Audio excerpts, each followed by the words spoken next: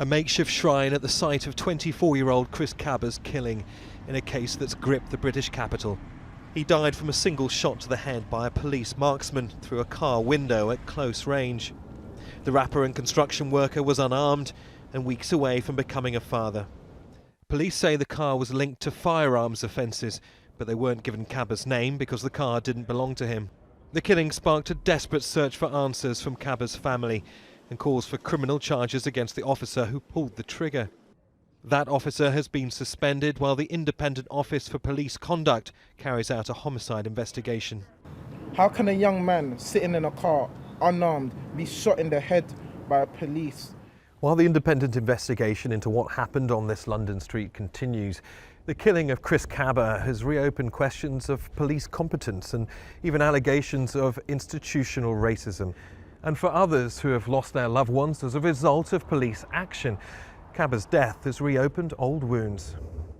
Marcia Riggs' brother, Sean, a schizophrenic, died after being restrained in police custody. He was arrested for the theft of a passport, which was actually his own.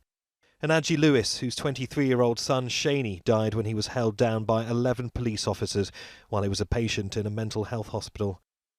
And Anna Susianta, mother of 17-year-old Jack. He drowned after being chased into a river by police.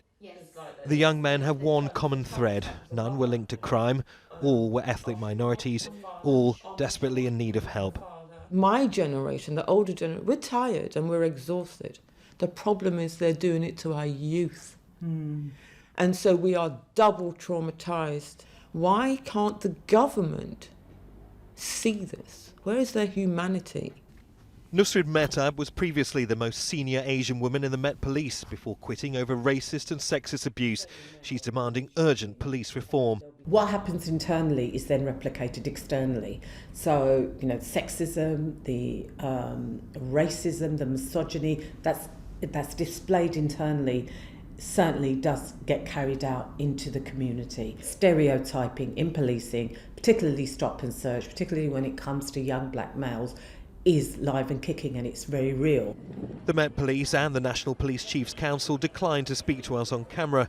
The Met Police issuing this statement saying we continue to fully support the Independent Office for Police Conduct investigation as they work to establish the facts and try to answer the many questions Mr. Kaba's family and others have around his tragic death. It could be 9 months for investigators to come back with their findings.